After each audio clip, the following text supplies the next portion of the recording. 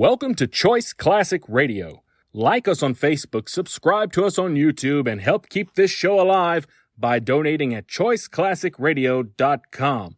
For more of your favorite old-time radio shows, join us on our companion podcast, Choice Classic Radio, Mystery, Suspense, Dramas, and Horrors, where we bring to you the most mysterious tales that the golden age of radio had to offer.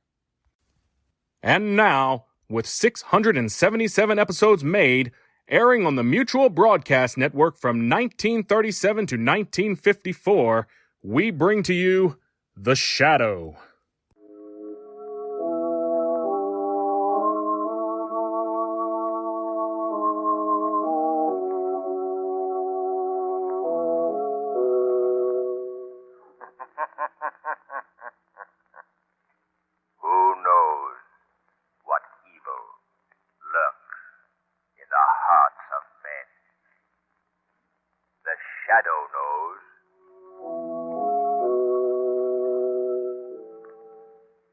Again, Blue Coal Dealers present radio's strangest adventurer, The Shadow. Mystery man who strikes terror into the very hearts of shopsters, lawbreakers, and criminals. Before The Shadow begins today's exciting adventure, let me remind you that there's no time like the present to ensure your family of real heating comfort this fall and winter. Don't gamble with fuels of the on and off type. Play safe. Enjoy the steady, dependable heat of America's finest anthracite, Blue Coal. Colored blue at the mines for your protection, Blue Coal comes to you direct from Pennsylvania's richest anthracite field and offers you far better heat at less cost. Remember the name Blue Coal for home heating at its best. Order your supply from your nearest Blue Coal dealer tomorrow.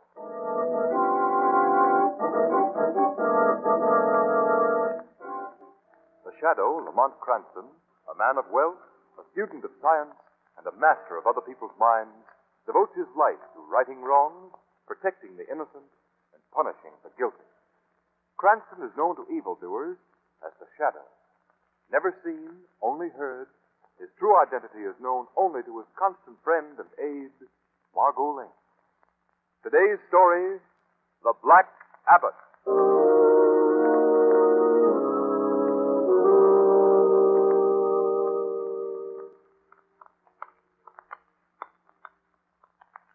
How does this carving look like?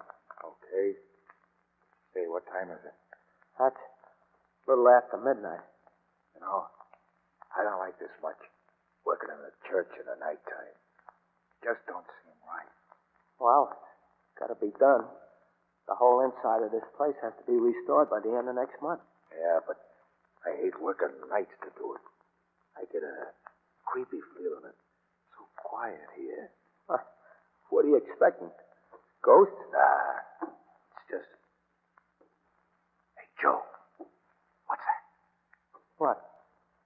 Somebody coming down the aisle of the church. Oh, stop it, will you? It's probably one of... Look at him. He's all dressed in black, like a monk. That's one of the ministers, Look at him. He's coming right at us. That ain't no minister. Yeah, I guess it ain't. Look at that face. Hey, let's get away from here. Come on, come on.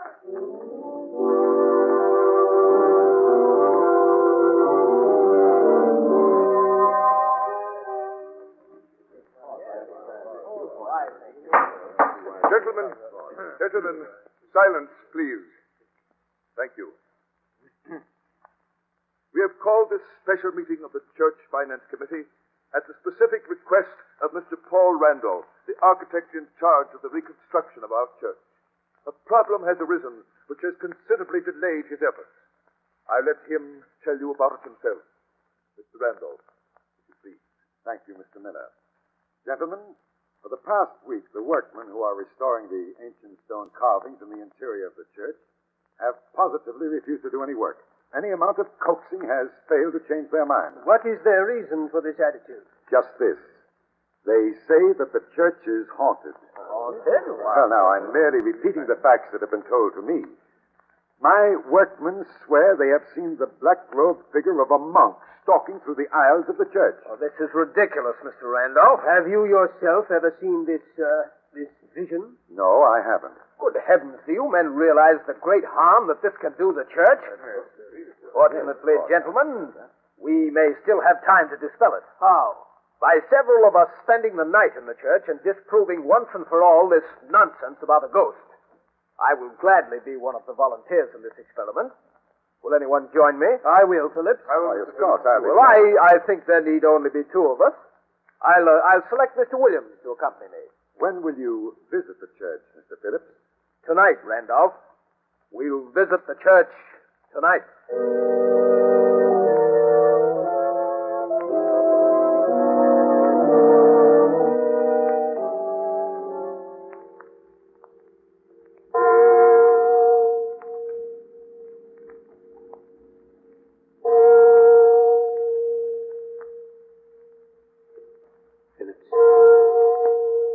Phillips. Huh? What? Oh, sorry, Williams. I must have dozed off. It just struck 3. Still no sign of our black-robed friend, eh? No. I thought not. Now you see how these stories can start. Oh, what's that? Don't be so jumpy, Williams. It's nothing but the wind. Are you sure? Of course I'm sure. Look, Phillips, don't you think we've been here in the church long enough to prove that the whole story is untrue? We're staying here until morning. Now brace up, Williams. There's nothing to fear. Listen. That isn't the wind. No. Someone's playing the organ. I don't like this. Now, don't be a fool, Williams. Come quickly. We'll find out who it is. No. Come on. Look. No one is seated at the keyboard. I don't understand it. And yet it continues to play. Yes. Let's get out of here, please, Philip, No, please. we're going to stay. We've got to learn what this is all about. It's stuck. Come on. Can't we go and get the others and then come back? No, we must investigate this now. Look! Coming down the aisle of the church. A black-robed figure. The Black Abbot. He's coming toward us. I can't stand this, Phillips. I can't stand this. Come back here, Williams. Come back here. No, I'm going. Williams!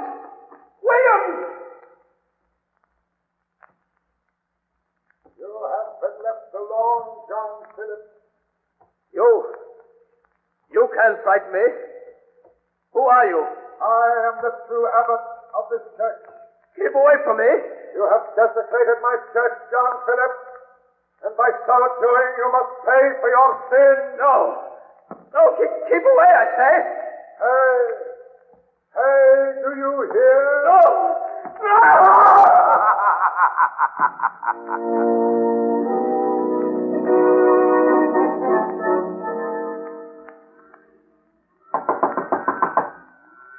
Who is it? I must see the rector at once. Why, Mr. Williams. Get Mr. Miller, please. What's the trouble down there? It's me, Williams, Mr. Miller. Will you come down quickly, please? What happened, Williams? The abbot. The Black Abbot. We just saw him in the church. I came as fast as I could. No, calm yourself. Where is Mr. Phillips? He's still in the church. We must go to him at once. He's alone with the abbot. The bell is at the church. That's strange. Phillips must be ringing for help. We'll go to him at once.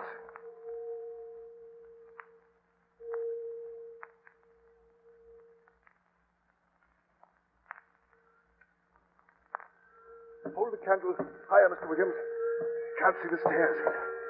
Why should Phillips come up here to the bell, Mr. Miller? Why didn't he just leave the church? We'll find that out in a moment. Careful with that candle. Yes, sir. Supposing it isn't Phillips. Supposing it's the abbot that's ringing the bell. Nonsense. Here we are. Open the door. Should we? Can't we? Oh, stand aside, Williams. There. Look! It's Phillips! Mr. Phillips! Mr. Phillips! He's swinging the bell rope! Phillips! I am afraid he can't answer us. Why not? Because the bell rope is swinging him by the neck. He's dead.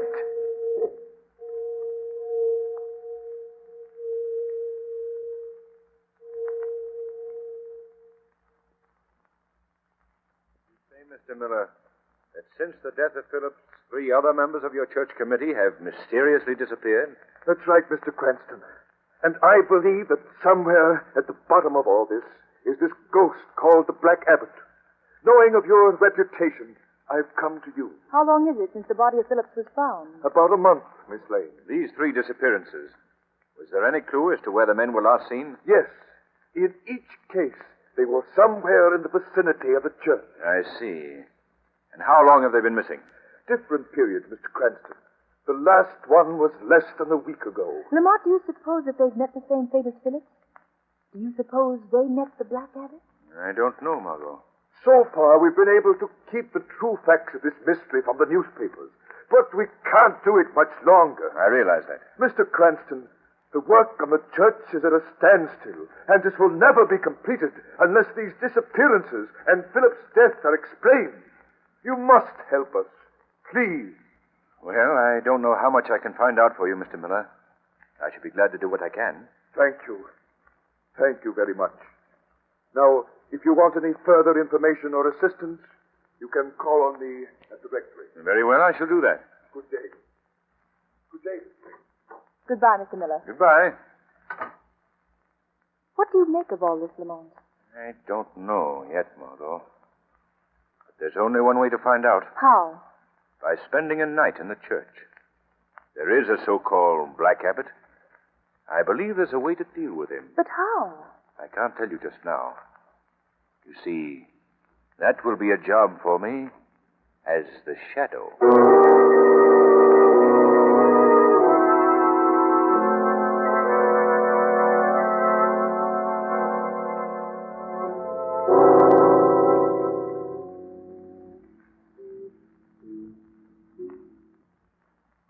Lamont, I don't think that the ghost will appear here in the church tonight.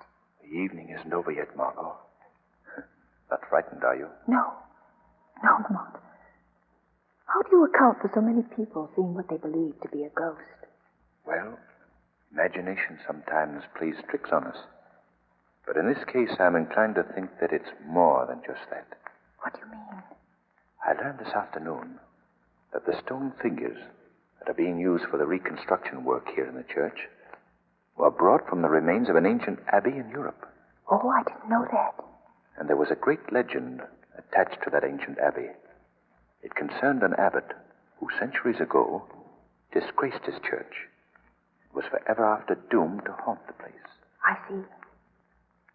Now, if someone were to have heard of the ancient curse, spread it among the workmen, and then actually allowed the apparition to be seen, the effect would be devastating. But why would anyone want to have the work on the church stopped? Your guess is as good as mine, Margot. Well, whatever it is, I wonder why it hasn't bothered us tonight. Suppose we find that out, Margot, right now. Black Abbot. Black Abbot.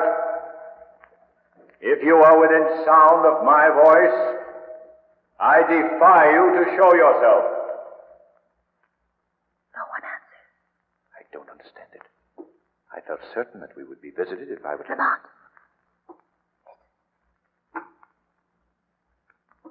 That did it, Margot. He's coming. Where? We can't see him yet. It sounds as if he were descending the belfry stairs. What shall we do? Just follow my instructions. You remain seated where you are. I shall be right beside you, but as the shadow. Very well. Look. There he is. He sees me. He's coming toward us through the church. Who called for me? Speak up, girl. Where is the man who shouted my name? I warn you, your silence will bring destruction upon you. Where is he? Don't come any closer. Where is he, I say? Keep away! Keep away! Stay where you are, Black Abbot. What? Who speaks? I am he who defied you to show yourself. Where are you? I can't see you. I am right here, beside you, in the shadows. Where? Where? Strange that a ghost should react in such a human fashion. What kind of trickery is this? Black Abbot, you're no supernatural being. You are a creature of blood and flesh, masquerading behind the ancient legend of the church. No, no. I accuse you of the murder of John Phillips and the disappearance of his companion. It's a lie. Unmask yourself, Abbot. Reveal your true identity.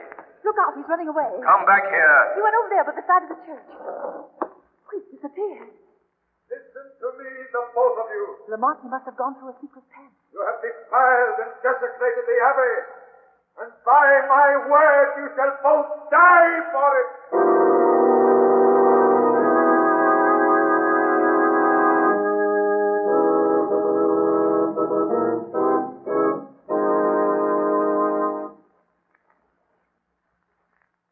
Before the Shadow's adventure continues, here's an important question for every homeowner. Have you ever considered the many advantages of heating with anthracite? First, anthracite, unlike any other type of fuel, gives steady, even heat throughout the house. No matter what the outside weather may be, anthracite's uniform warmth prevents quick chilling off of rooms and floors, and so prevents colds and illness for the entire family. No on and off type fuel can possibly offer you such dependable heating comfort. Furnaces in this part of the country were designed especially to burn anthracite. And remember, by far the finest American anthracite is blue coal. It's mined by the Glen Alden Coal Company from Pennsylvania's richest anthracite deposit. After careful sizing, preparation, and a thorough laboratory test, it is colored a harmless blue to guarantee its superior quality. So order blue coal now, before damp, chilly fall weather sets in. You'll find your dealer's name listed in the Where to Buy It section of your classified telephone directory under the name Blue Coal. In any of the 4 popular domestic sizes, egg, pea, chestnut, or stove, you're sure to get better heat at less cost when you ask for Blue Coal.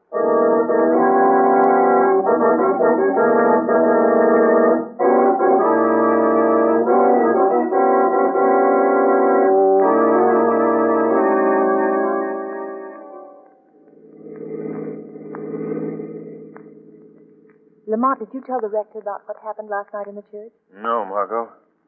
I thought it best not to mention it to anyone for the present. One thing is certain after last evening's encounter, however. What's that? Our elusive Black Abbot proved himself to be a very human ghost. Yes. But who he is, and what his motive might be, still remains to be discovered. And how we got away. Yes. That's the first thing to find out. Well, here we are. We'll leave the car right here. Come along, Margot. Church looks altogether different in the daytime, doesn't it? Yes, quite. Oh, I believe this door is open. Yes, there it is. Shall we go in? Yes. What shall we examine first, Lamont? The belfry? No. I'd rather have a look at the wall. I have an idea that there's some secret doorway in the paneling through which the abbot made his getaway. That would be here, wouldn't it? Yes. I'll look down by the altar, Margot. If you find anything suspicious, call me. Yes, I will, Lamont. This panel is solid. A false projection. Good afternoon. Oh! Oh, so sorry. Did I frighten you? Well, it's quite all right. I just didn't hear you coming. Please accept my apology. I'm Paul Randolph, the architect in charge here. Oh, how do you do? I'm Margot Lane. Oh, Miss Lane. Oh, Lamont, will you come here? Yes, coming. Mr. Cranston, this is Mr. Randolph, the architect of the church. It's a pleasure to meet you, Mr. Randolph. Thank you. May I be of any assistance to you? Well, I don't suppose so. You see, we've just been testing our curiosity. Oh, how's that? Well, we'd heard something of the so-called ghost that's supposed to be here, and we believe that ghosts always use secret passageways and such, and we were just looking for one. Oh, I see. Of course, this has all been done with the rector's permission. Naturally. Oh, Mr. Randolph, as architect, you no doubt have the original plans of this church, haven't you? Of course. Do you suppose they might indicate any secret passages? I've never noticed. But I'd be glad to have you look at them. Well, splendid. Well, you may see them tonight if you wish. I'll bring them to you. Thank you. Suppose we meet tonight, here, in the church.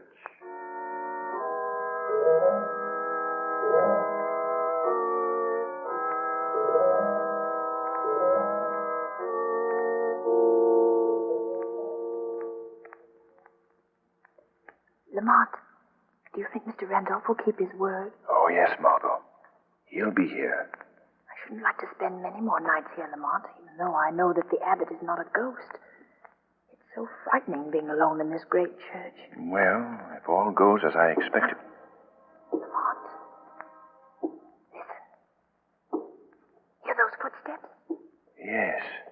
Can it be the abbot again? We'll soon find out. Oh, it's Mr. Randolph. Hello there. Sorry to be late. That's all right, Randolph. You gave us quite a scare. That seems to be a habit with me, doesn't it? Did you bring the plans? Yes, 2 copies.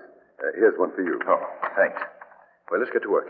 We can each start at one end of the wall, Randolph. Very well. Oh, Margot, you come with me. Well, Mr. Cranston, I wonder if Miss Lane would mind accompanying me instead. Well- You see, my eyesight is rather poor, and in this darkness, Well, all right, I'll go with you, Mr. Randolph. Good. Here are the plans. And here is my flashlight, Miss Lane. Thank you. Call out to me if you find anything. Oh, yes, surely, Mr. Cranston. We can start right here, Miss Lane. All right. Do the plans indicate anything for this section? Well, there does seem to be one thing here that might mean something. It would be at about this point on the wall. Where? This little cornerstone. Look, Mr. Randolph, it moves. Why, so it does. I'll turn it down all the way. The panel is opening. We must call them on. Shut up! Let me go! Shut up, I say. You found the secret, now you must share it with me. No! No! Come on, come on. Oh, no! Oh, help me! Up those stairs, Miss Lane. Oh, where are you taking me? You'll see in a minute. Why are you doing this? I thought you were helping us. I am helping you. You were seeking the Black Abbot, weren't you? Yes. Weren't you? And I am taking you to him. No! No! Go through that door. I won't. Then I shall have to carry you through. Take your hands off me. I'll go. That's very sensible. Here we are. Where are we? If you must know exactly, we are safely hidden between the vaulted ceiling and the outer roof of the church.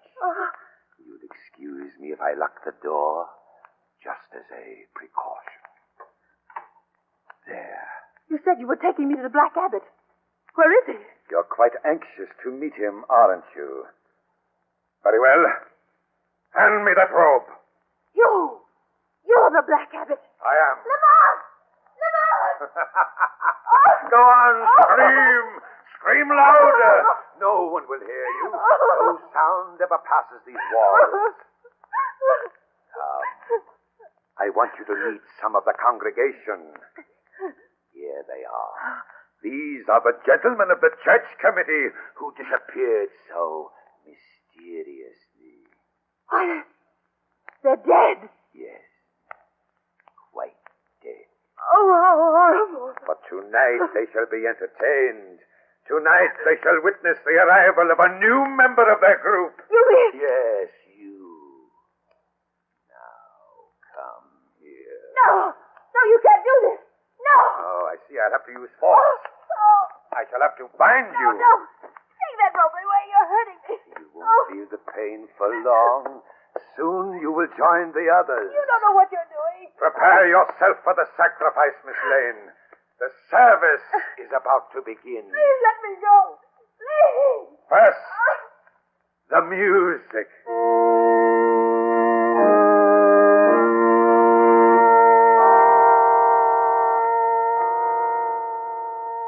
Margot Lane, you're about to receive the greatest of all honors. Make yourself ready for the beauties of the death that is about to befall you. But she isn't going to die, Black Abbot. You? Where are you? I am right here beside you. Unbind that girl. How did you get here? Just as you did. But the door, it's still locked. I came in with you. In the shadows. Oh, that's who you are. The Shadow. Yes. You're very clever, Shadow. But not clever enough to outwit me. We shall see. But first unbind that girl. No, no. She must die. She knows the Abbot's secret. After tonight, everyone will know the Abbot's secret. Paul Randolph. You are Paul Randolph. Yes. Yes, that's who I am. I don't care if you do know it, because neither of you will ever live to tell it. You're wrong, Randolph. We both shall live. And you will be turned over to the police for the murders of the church committeemen. And how do you propose to do that? You shall see. Why did you murder these men? Why? I'll tell you. Buried within these walls are many priceless relics. No one knows of them but me. And when I have disposed of all who stand in my way, they'll be mine. Mine, do you hear? And no one shall take them from me. That's why I've killed those men. I hung Phillips as a warning to keep them away. But they were fools. They learned my secret. That's why you both must die too. You heard his confession, Margot? Yes, yes. You'll never live to repeat it. He has a knife. Drop that, Randolph. Oh, no. If you attempt to come near me, Shadow, I'll plunge this into a heart. No, you won't. Let go of my arm. Drop that knife. No, let go of it. She must die. The knife is almost touching me. I'm afraid I'll have to break your arm, Randolph.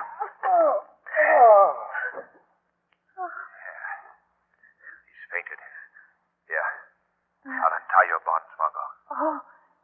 Oh, thank heaven you arrived in time. There's a knot under my shoulder. Yes, I've got it. There we are. Look! Huh? Randolph's come too. He's running for the door. Come back here, Randolph. You'll never get me. You'll never get me. Come quickly, Margot. He mustn't get away. There he is. He's running toward the belfry. Don't try to escape, Randolph. You'll never do it. Thought you had me, didn't you, Shadow? He's going to run down the belfry He stairs. mustn't get away, Margot. Randolph, you'll never get out through the belfry. Oh, no? No. When I came up those stairs, I locked the door. That won't stop me. Look! He's going to slide down the bell rope. He's jumping for it. Goodbye, Shadow. Oh, Lamont! He's slipped up the rope. He's falling. Oh, look. He's fallen the whole way. Hundreds of feet. How horrible. Perhaps it's best. Randolph was a dangerous man, Margot. But his lust for wealth was his undoing. Strange, isn't it, that the bells that tolled the death of John Phillips should be repeated by fate for his murderer, the Black Abbot.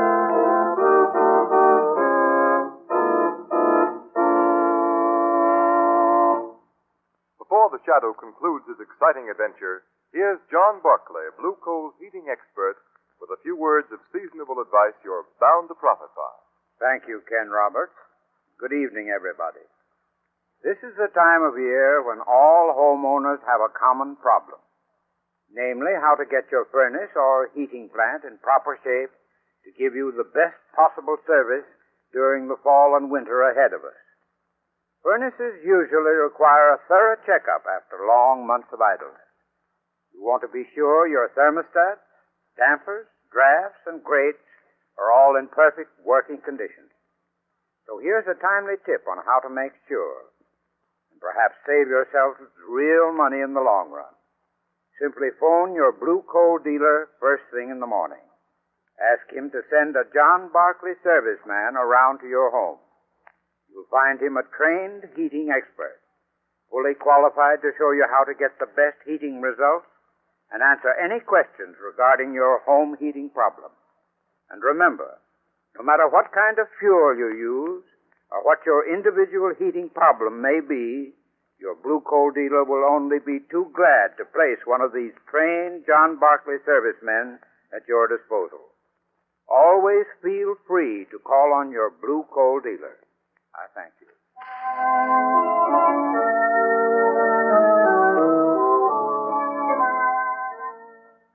This has been a dramatized version of one of the many copyrighted stories which appear in the Shadow magazine, now on sale at your local newsstand. All the characters and all the places named are fictitious. Any similarity to persons living or dead is purely coincidental.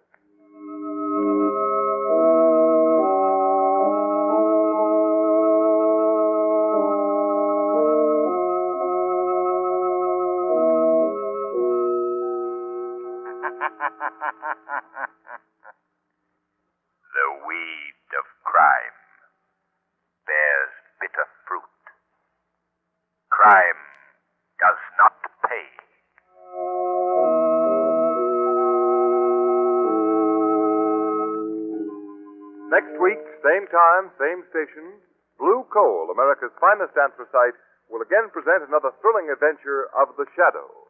Be sure to listen, and be sure to burn Blue Coal, the solid fuel for solid comfort. That concludes today's episode. We'd like to thank you and remind you to donate at choiceclassicradio.com. Remember, your donations make episodes like this possible.